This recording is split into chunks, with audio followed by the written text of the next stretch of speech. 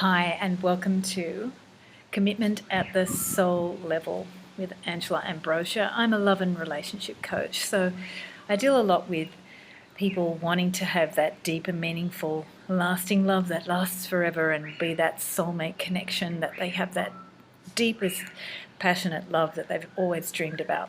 Yeah, I understand. I had that feeling too when I was a child. I was always dreaming about that one true love. And now, with what I'm sharing today and the series of videos on commitment at the body level, the emotional level, the mental level, and the soul level, spiritual level, what I'm sharing today is the first premise about the soul and how it's very different in its agenda or its intent from what we experience through romance.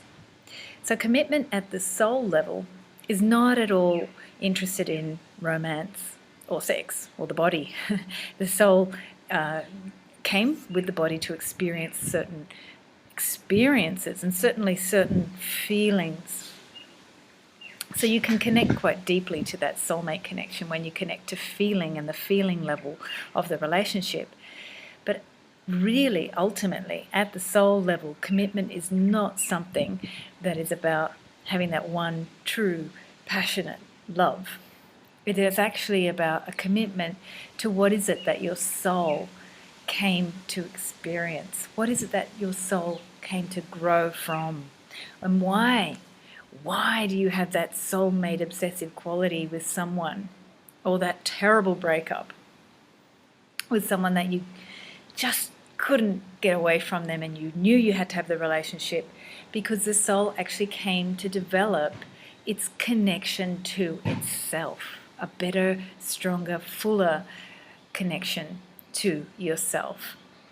So what I've discovered through working through many breakups with clients and my own is that at the soul level, the breakup has forced a deep and profound knowing of myself. I don't rely on that perception that I had of myself before the relationship, going through the relationship, having that connection and then losing that. I've learned that I am not what I thought I was in that relationship. I'm much, much, much more. And you'll notice that if you have friends who've gone through breakups, that there's a shift, a distinct shift that happens after the breakup to the person. They might lose themselves. They might not know exactly what is good about them anymore. They might go through a life crisis and start hanging out with people that you're thinking, what are you hanging out with that person for? The sense of self is being transmuted and transformed, and sometimes in a positive way and sometimes in a not so great way. So the soul is not interested in that soulmate connection being a forever connection for everyone. We've actually come to experience through soulmates exactly what it is that hasn't been finished with each other at the soul level. And the soul has been processing some of this stuff for a long time.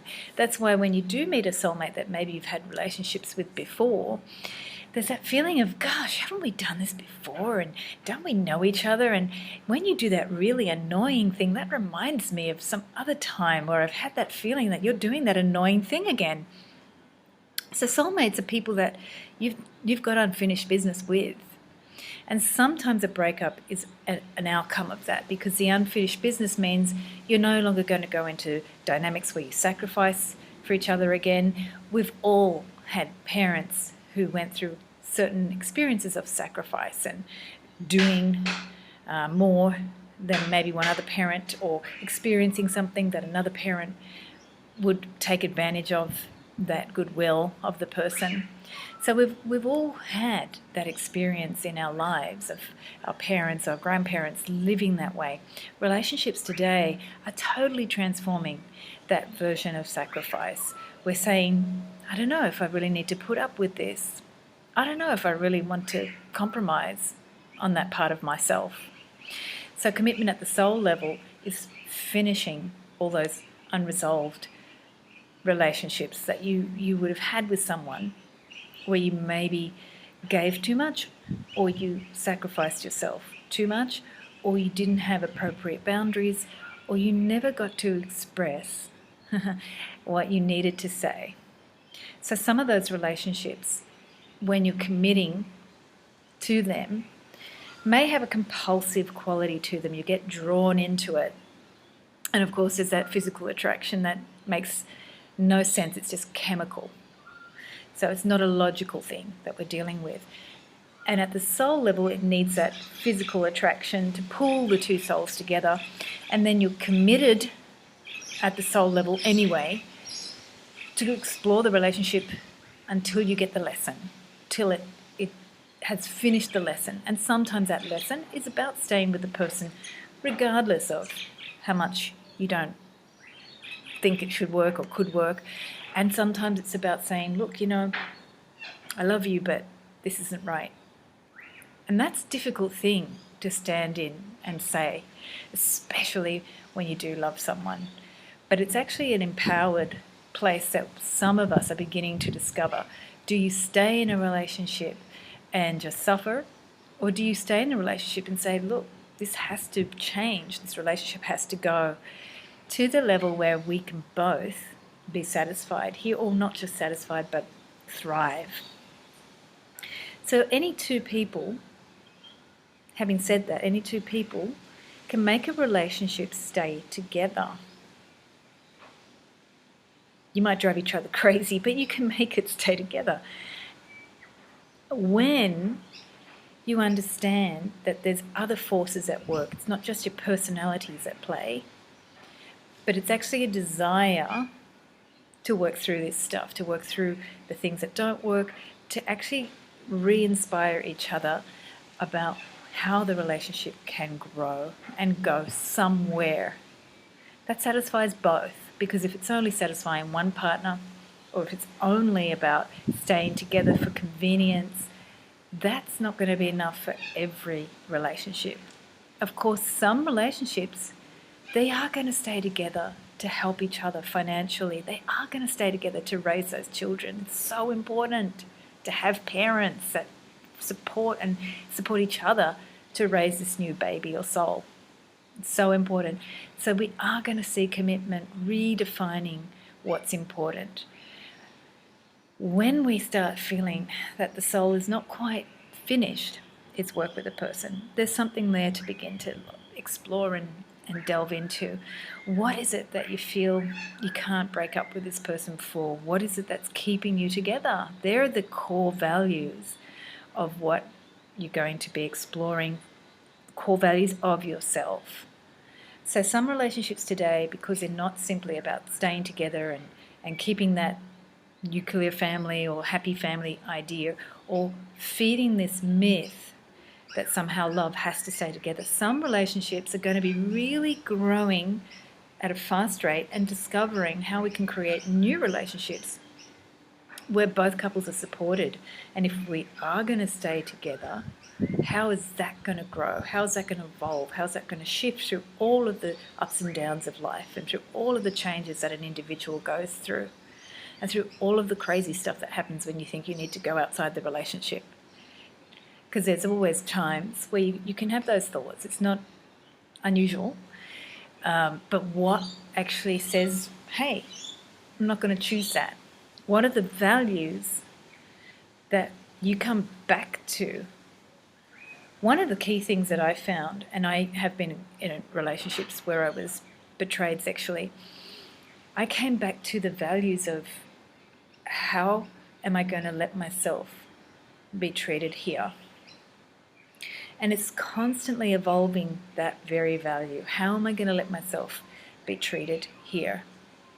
I feel like relationships today have so much more potential and freedom to really give that new level of respect to both partners. And of course, you're not going to get it right, perfect all the time.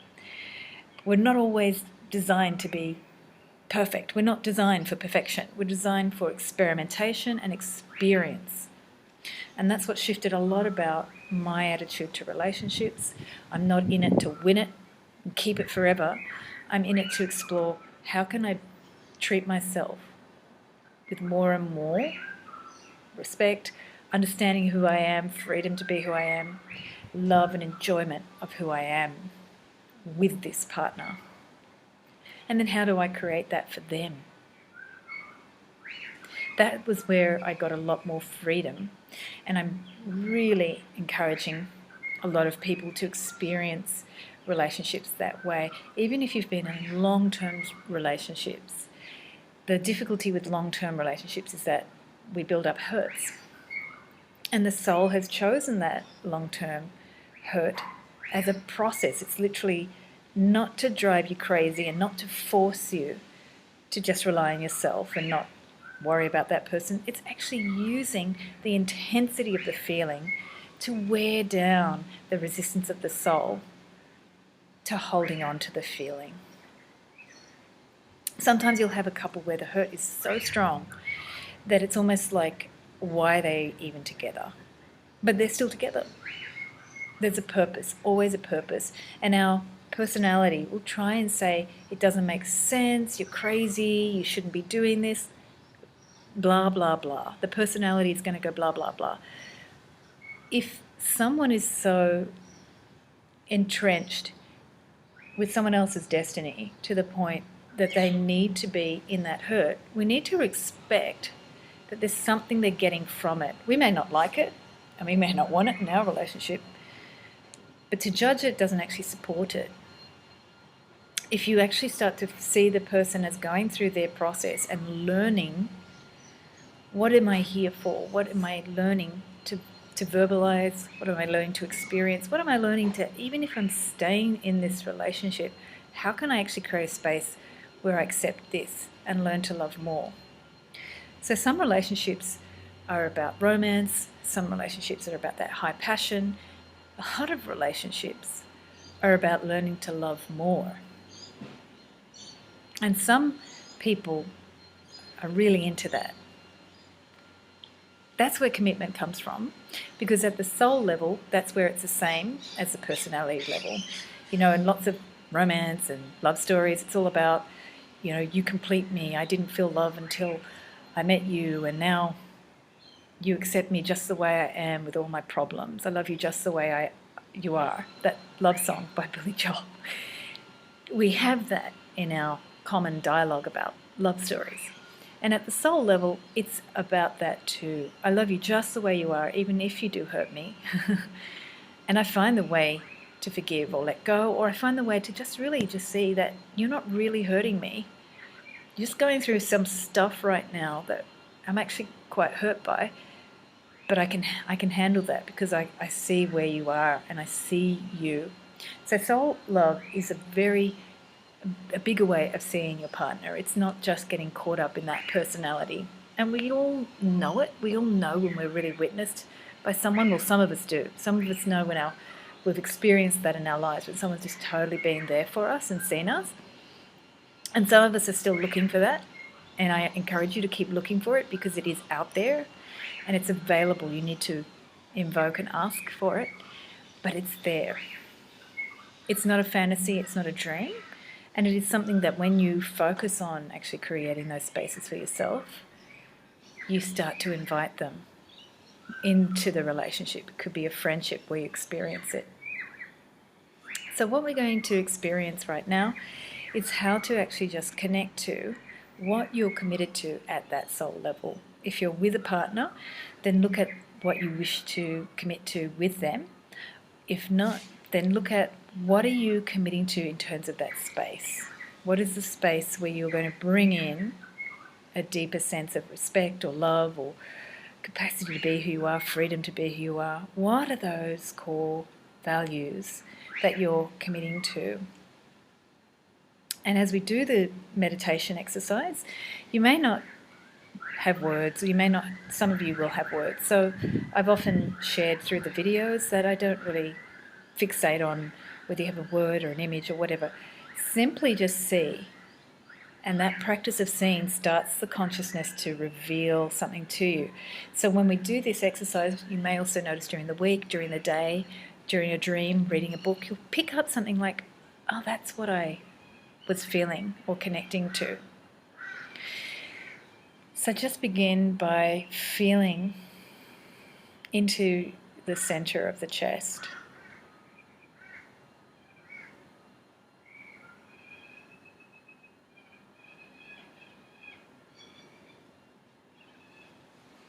And as you breathe, closing the eyes, also connect to the space above the top of the head or the crown. So now you can actually feel as you're breathing into the chest, you're also breathing into that space above the head. So with your breath, you're lifting up both the chest and the top of the head, and then relaxing deeper into the body as you let go. So play with the breath to bring you that connection between both heart and head.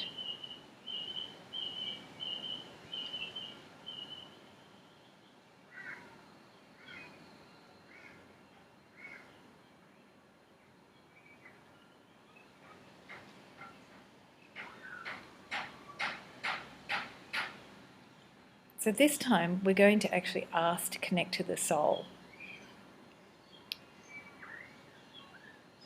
So ask that you connect to the soul and notice where you may feel that connection in the body.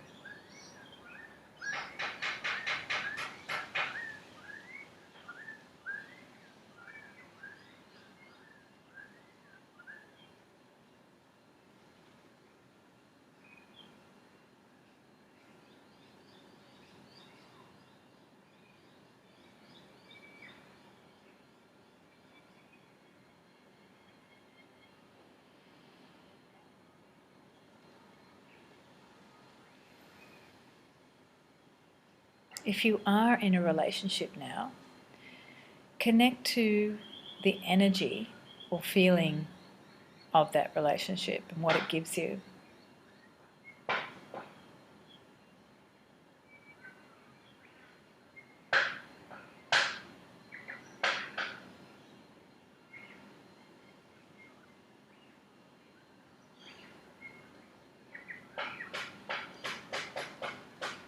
And if you're not in a relationship, ask to actually experience the connection that you wish to have with that person.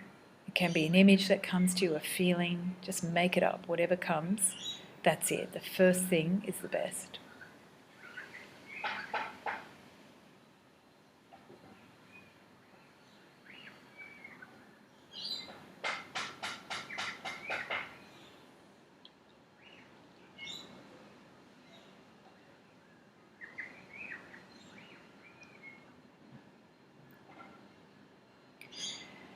So as you step into this space of the connection, ask, what is it that your soul came to experience in this connection? And allow whatever to arise, feeling, a memory, a word. What is it your soul came to experience in this real life connection or this future potential romantic connection, love relationship?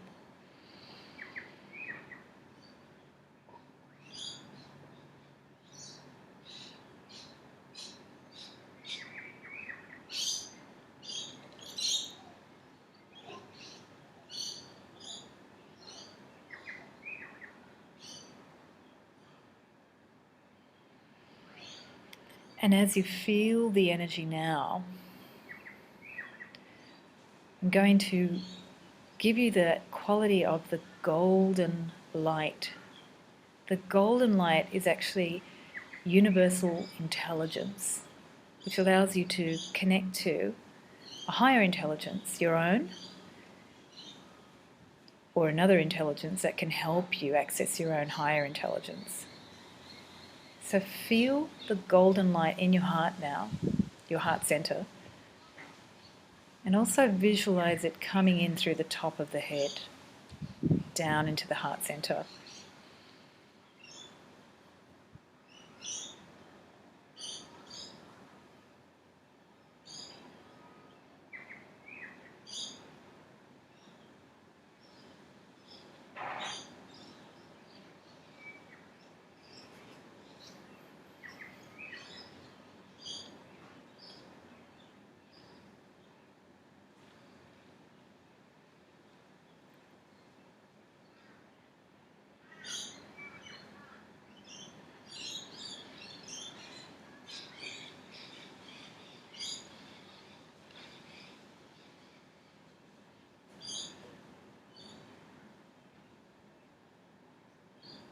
As you feel that light and the divine intelligence in the heart, you can ask any question, but today we're going to explore,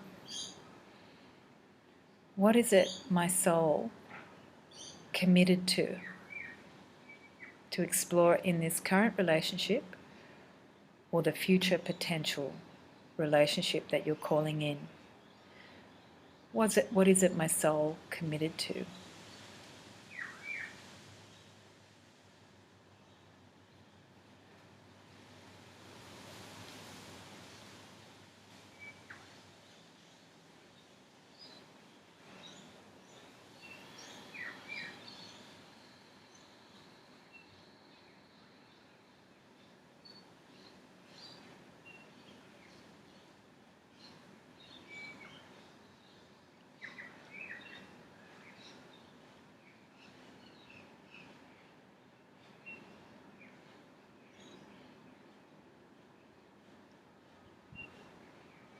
So feel the energy in the center.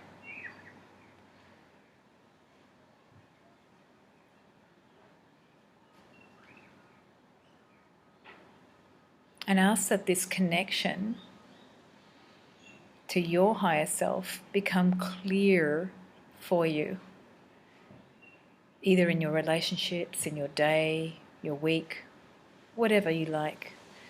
But the more you build this connection to the soul and your higher self, what happens is that naturally you can watch the events of your life unfold versus reacting from some old habits or some emotions that are unresolved or some compulsive actions that your body may be telling you to do.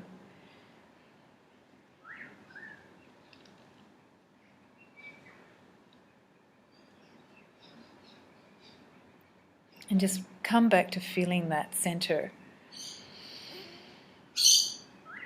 and give thanks for that connection that's building and being made between you and your higher self.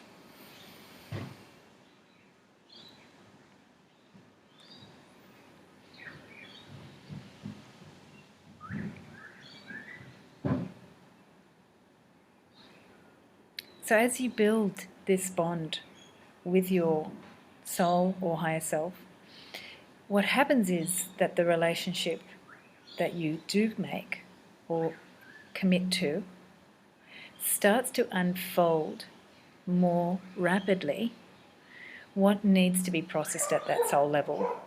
Sometimes it's easy, sometimes it's not. So I invite you, if that things are coming up for you, to really connect in and say, what am I experiencing here? And what have I committed to finish? Sometimes we think commitment is also about continuing something in spite of what we feel. But there's always a reason. And when you get that reason from the higher place, the soul place, things start to become a lot more enjoyable. So I'm Angela. I hope you have a blessed week and enjoy exploring that relationship to the soul. Next few videos will be also about exploring commitment and how it manifests in our body, our thoughts and our feelings. Blessings and have a blessed week.